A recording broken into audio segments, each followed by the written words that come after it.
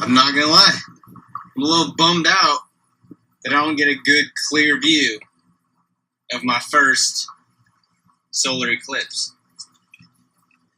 I wasn't even born when the last one happened, so I haven't even got to see one in my lifetime. All over the sun happens right when the solar eclipse is happening. What are the odds of that? Such a bummer. Bummer.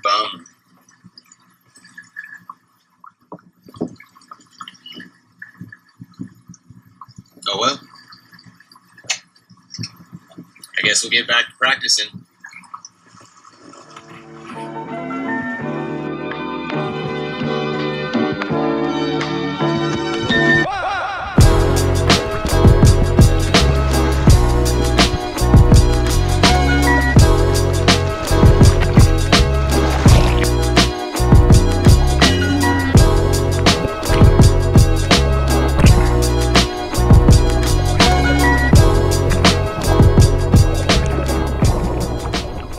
Wow.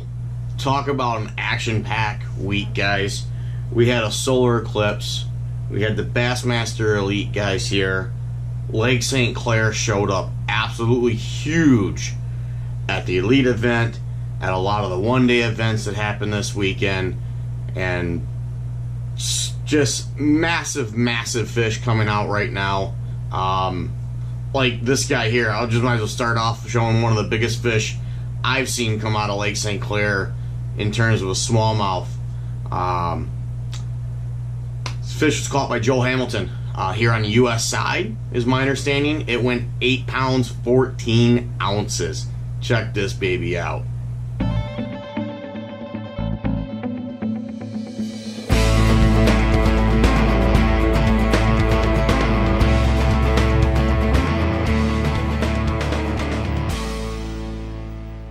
Wow.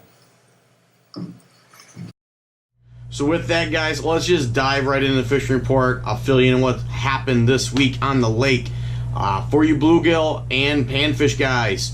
The lake is fishing pretty good in the main lake. There was a few guys out that did well up around the canals on the north end of the lake and around Harson's. So if you're looking for panfish, still keep working those shallow weed bed areas on the main lake. In some of those canals, they have been doing well.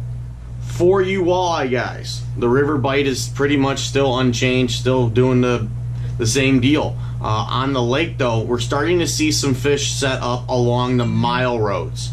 Yes, you heard that right, the mile roads. Quite a few of the Bassmaster Elite guys actually caught what would have been a limit of walleye in that 4 to 6 pound range during the event and during practice. They were fishing that 12 to 15 foot of water, so that outside main weed bed along the mile roads does have walleye in it still. They also were still catching them out on the shipping channel.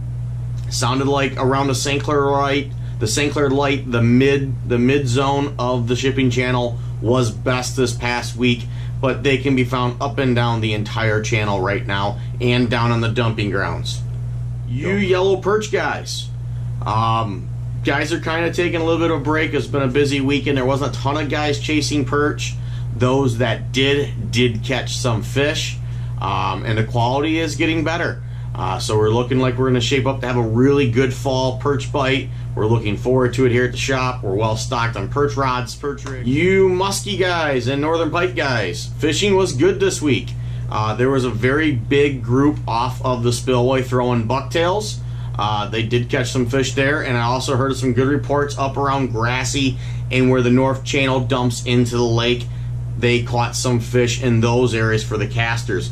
Trolling is trolling out here, guys. That's pretty much the same deal every year in the summer months. Do take care of those fish when you're trolling them up. They do get awfully tired. You need to spend a little bit of time reviving them next to the boat so they can swim off healthy, and we can keep a healthy muskie population out here for everyone.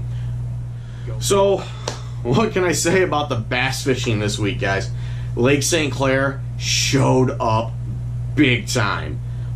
This is honestly probably some of the best fishing for big fish I have seen the 6 years of working here at the shop, and it was absolutely amazing seeing guys from all over the country have success out here. At the same time, seeing the local tournament events having a phenomenal time. There was a one-day bag limit of 27.9 caught. I believe the gentleman's name was Eric that caught that bag. So congrats, dude. Hopefully I can get some pictures of that and share with you guys in the next report. That was an absolute epic bag. Earlier we saw the 8-pound, 14-ounce fish that Joe Hamilton got. So with all that going on and the elite guys pulling what they were pulling, you know, there's some high 25-pound bags, some 24-pound bags. It was just awesome.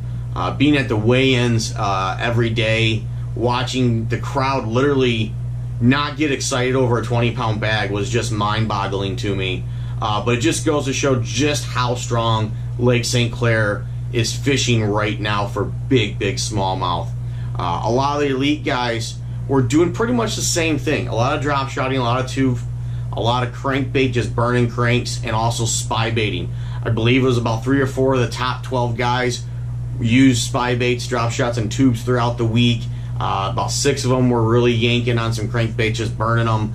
Your DT 14s, your 5X and 6XD type crankbaits. That was the name of the game for a lot of these guys. On the drop shot rig, we actually saw something that's not too common for this lake. You usually see a lot of like small 3 and 4 inch Senkos and small little drop shot worms.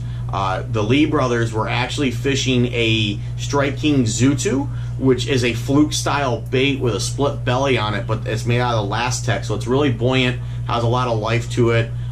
They did really well fishing with that. As you've seen, Jordan Lee and his brother both ended up in the top 12.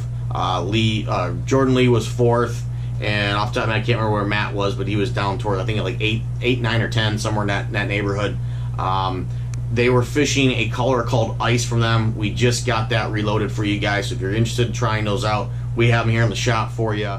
Another cool thing that I heard a lot of the pro guys were talking about is that some of them some of the fish they were catching were spitting up small perch, 3 to 5 inch perch, and other guys were seeing a lot of crayfish coming up. Jason Christie in particular said he had a ton of crayfish in his live well. A ton. Front and found somebody out walking a crayfish, crawfish, crawdad. Yeah, look at this. Now Ken tells me he sees these on the riverfront all the time.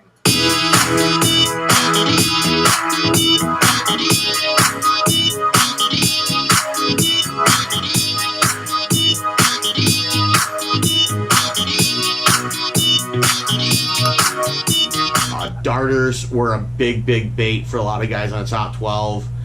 Green pumpkin was one of the favorite colors in tubes. A lot of different brands used, but a tube is a tube, guys. So if it's green pumpkin, thrower.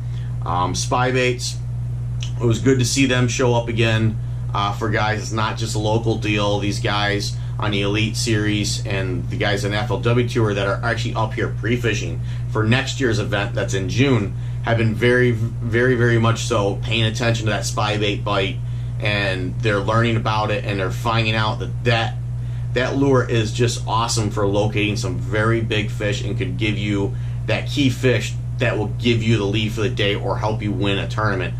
So if you're looking for bass, guys, most of the guys spent time along the mile roads that made it in the top 12. There's a couple little small areas here and there where guys caught fish on the Canadian side and along the shipping channel. The mile road area is normally known for numbers, but right now it's fishing big. So get out there, enjoy it, guys, and good luck fishing.